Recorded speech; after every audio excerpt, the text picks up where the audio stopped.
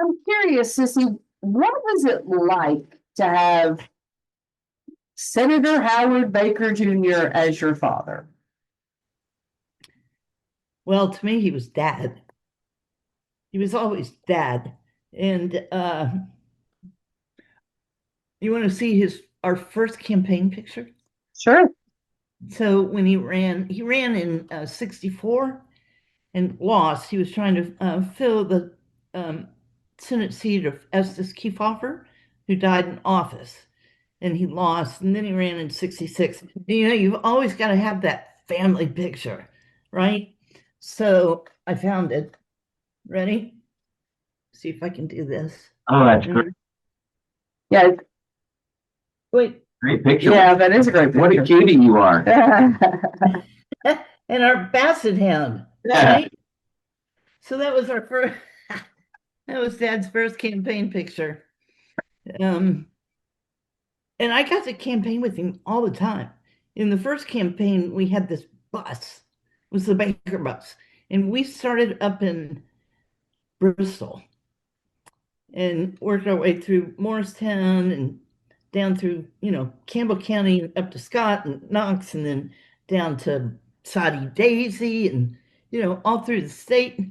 And so I got to ride it and we would get off like in all these small towns. And I got to get off with my little straw hat that said Baker and hand out bumper stickers and little, hand cards. And we get back on the bus. And the next election, thank God, we went from a bus to a train. Uh, And it was called the Rosebud. And I'm sure you all have some video of it. I can't dig up a picture, but it was called Rosebud, and it was a steam engine. And we went all the way across the state. And it was just like in the movies. We would stop in a little town, and Dad would go stand on the back of the train and give a speech. And I would hop off the train and, give out bumper stickers and stuff, and then hop back on the train, um, usually while it was still sitting still. And, but, and so 3 out of 4 of my grandparents served in Congress. right. So by the time I was born, we had we were stomping. I was stomping up through the Capitol in my little black patent leather shoes when I was tiny, right? And so I knew the Capitol. My grandfather was Senator Everett Dirksen, and his office was huge with chandeliers and 2 fireplaces, and it was right off the floor of the Senate. And so I used to go play in the office and stomp up and down the hallways and go to the rotunda and yell to hear my echo. And then, Dad was elected to the Senate, and I got to go play in his office and go up to the family gallery sometimes and watch if he was giving a famous speech on something like the Panama Canal, which almost tanked him in Tennessee. And I wasn't old enough to, well, actually, I was. I couldn't figure out why he supported Jimmy Carter in returning the Panama Canal back to Panama. And, everybody in Tennessee said, "You're giving away the Panama Canal. You're a traitor, blah, blah." And in fact, one time we were flying home, and this guy walks up to us in the American Airlines terminal here in Washington and said, "Are you Howard Baker?" And he said, "Why, yes, I am." And he spit in his face Oh, wow. because of the Panama Canal. And I just said, "Dad, why are you doing this?" And he said, which is what he said all my life, and one of the things he's famous for, he said, "Because it's the right thing to do." Mhm. And he always used to say that. I had a fight in school one time with this kid, and he said, what happened? And I told him, and he said, you need to go apologize. And I'm like, why? He said, because it's the right thing to do. Hmm. I'm like, crap. So I did. I went and so that, that was kind of one of his mantras, because it's the right thing to do. Just like when he ran the Watergate hearings, President Nixon was a friend of his. And in the beginning, he said to the president, I'm sure this will work out. And, Dad's a country lawyer. And he's one of those where the facts follow, he'll follow the facts. And he dug deep and he discovered what was going on. And he went back to the president and said, I can't protect you. And so that was the end of that. And I said, why are you doing this? Of course, the answer was, it's the right thing to do. So that was one of my biggest lessons in life, do the right thing, even if it's not popular and even if it is not going to gain favor with anyone. At least you will have followed your conscience. So I do. Which, by the way, I wish Congress would do right now. Just follow your conscience. Don't vote like a herd. And Dad always followed his conscience, no matter what the vote was. Now, he would try to herd people, into what he thought were the right lanes, but he would cross the aisle all the time to try to do what he thought was best. Some of his best friends were Democrats. My grandfather Dirksen, his best friend was Lyndon Johnson. Right. And, we had a house here, even though we went back to Huntsville all the time, but we were all friends. Dad's friends in the Senate, half of them were Democrats. Mhm. And we would all go out for barbecue together. We go play tennis together, just Democrats and Republicans. And, then Dad could go to work and disagree, but he was he just voted his conscience. Do you feel that the thing that the Baker School said today was that he brought a civility that he was willing to listen, and was that how he was at home too? That like. I knew you were going to ask that question. Did he listen at home? He would challenge what I said. I'd say, you're not going to believe what they said. And, I'd say, who's they? Because you go home as a kid and you're like, they said blah, blah. And he would just always, he would listen. Yes. But he would challenge what I was saying. One time, I'll tell you when he listened. You're too young to remember this, but during the Vietnam War, so there was this organization, and I thought it was patriotic, and they had a table set up at school. So I joined, and I went home and I said, Dad, I joined the SDS, Students for Democratic Society. I thought, I heard Democratic Society, and I thought that was a good thing. And he heard that. He's like, you did what? I joined the SDS. And he was not real happy. That would have made a good newspaper story. So anyway. I've always been curious when we talk about people who have become as affluent and successful as your dad and you. Is there something we don't know about him? Like, did he like to, I don't know, something that you think that people should know that was different about him or that he enjoyed doing or something about him that was unique? Um, Well, the things he loved most were his photography. That was his first love. I mean, we had to compete with darkroom. And sometimes if I wanted to, hang out with Dad, I'd go sit in the darkroom with him. He would always come home, almost always come home, and before dinner, he would go down to the darkroom and print pictures. And I'm sure you all have seen a bunch of his photographs. They're just fantastic. So, if you wanted to know where Dad was, he was in the darkroom. And I think that was his, it was two things. One, it was his escape from the pressure and the stress. And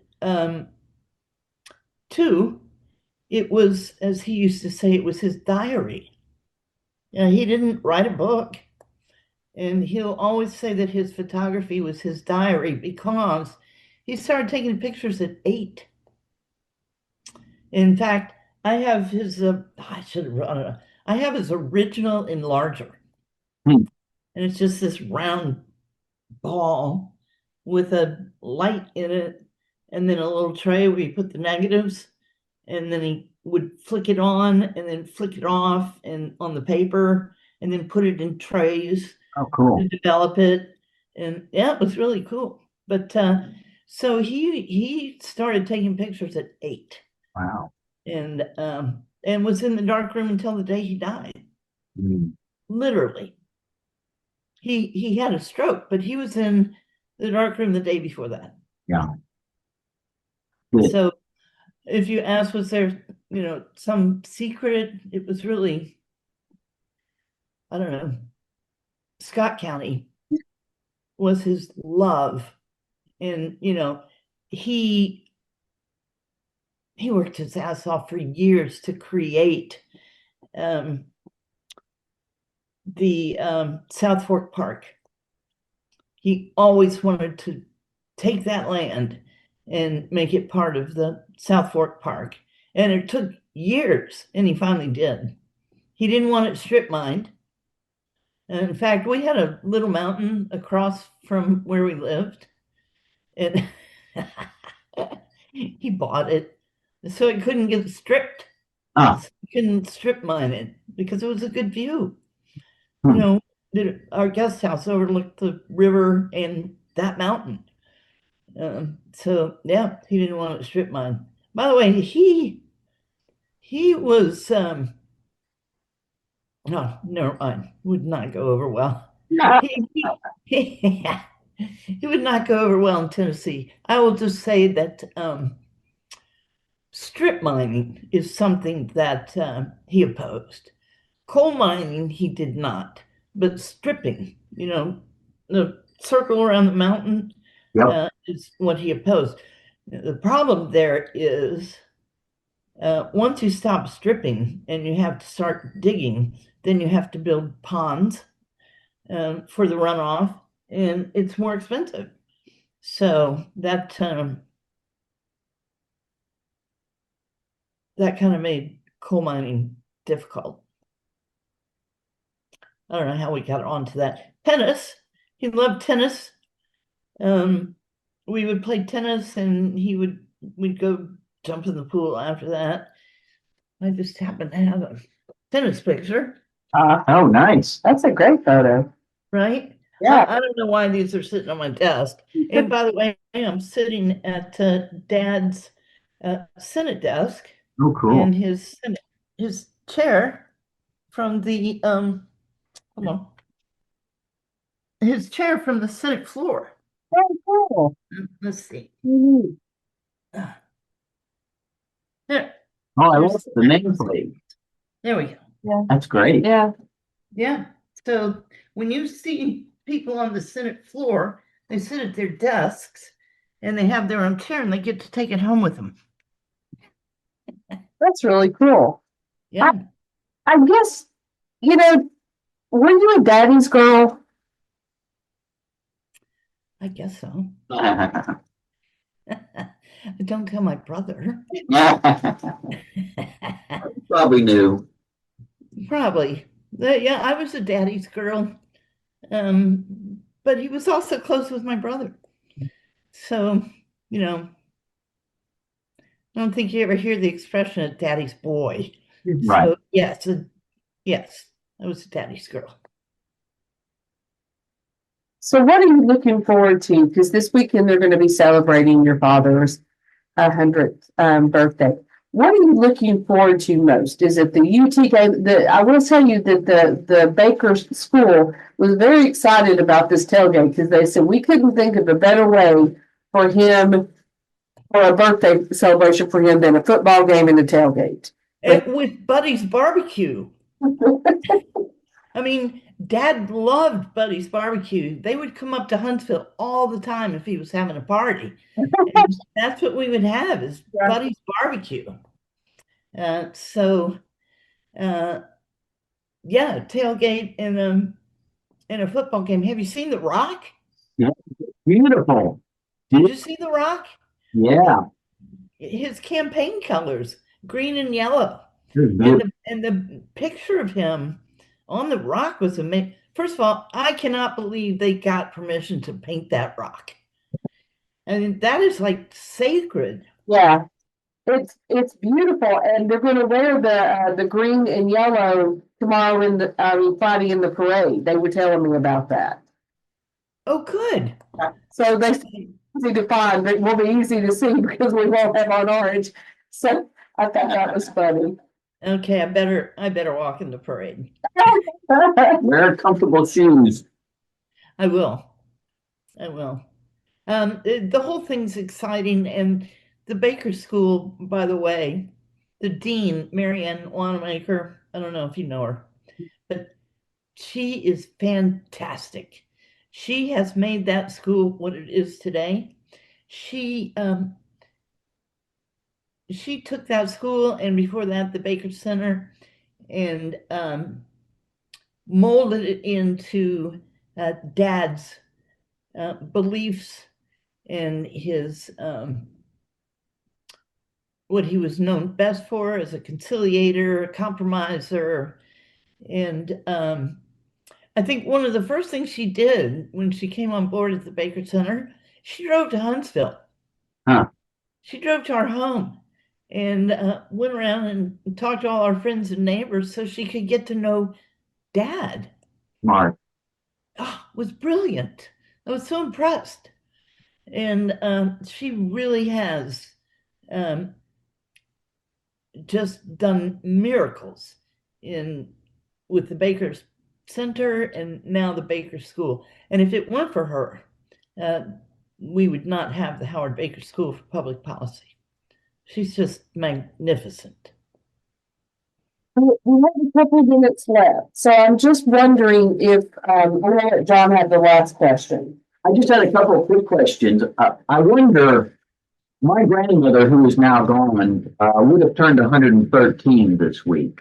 And so I was communicating with my dad about that. He's about to turn 88. I'm like, can you believe Granny would be 113? She died at 97. So she had a long life. But your dad's Saturday would be his 100th birthday. What does that do to your head? Can you grasp that? I just hope somebody does something on my 100th birthday. I wonder if they'll have a parade. My great-grandmother, his grandmother, lived to be 102. Wow. And her name was Mother Ladd. In fact, Lamar Alexander, when he was governor, declared Mother Ladd Day, which is coming up, by the way. And she used to be the house mother for a fraternity. Oh boy. In Knoxville, like when she was, I don't know, 80. Oh boy. And with a gun under her bed. She was also the first female sheriff of Tennessee. Really? Yes. Of that. And so she lived to 102. So to answer your question seriously, it's an honor and a privilege, really, to be Howard Baker's daughter, to be one of his children, and to see that his memory and his legacy are still part of today's public policy, government, the state of Tennessee, national politics, and family. So the fact that, the university in Nashville are celebrating his 100th birthday is just, there really are no words, but it's an honor and a privilege to be a part of it. Last question I wanted to ask you is, and you've really already sort of touched on this, your dad's name gets invoked a lot these days, considering the current political climate.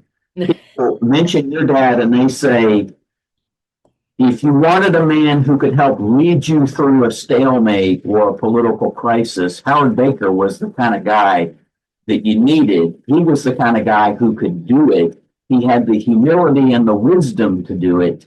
We lack that today. I'm curious what you think about today's politics and what would your dad say about what's going on today? Well, first of all, Dad can never get elected today. He was a moderate and he crossed the aisle and he compromised. And I doubt he would ever have allowed the government to shut down for 41 days because he would have called, Republican and Democratic senators into his office, which was also my grandfather Dirkson's office in the Capitol. He took it over. He would call them in, and I could just hear him right now. They would sit down and he would say, "Boys, we've got to fix this." I could almost quote that. That's what he would say. And they wouldn't leave until they had some ideas on how to fix it. And, for the House to be out for what, 5 weeks? Because they're like, we're not going to help. Yeah. We're not going to offer compromises. We're not going to do anything. And for the Senate to be dug in. And, when they were, when the Democrats are dug in about health insurance, a lot of people are either going to lose it or they can't afford it. On the other hand, when the SNAP benefits went away, I'm thinking about, through a lot of this, I'm thinking about Scott County. Right. Because, people in Scott County and other counties around Tennessee depend on, the subsidized health insurance, SNAP, other assistance. And, I think about the Scott County Hospital. I was the first baby born in the Scott County Hospital. And I just really hope that it doesn't close through all of this. But, back to Dad, he would have had all those guys, because I think it was all guys mostly, until Nancy Kassebaum came along, his wife. After my mom died, he married Nancy Kassebaum, who was also in the Senate. I call it an office romance because they were,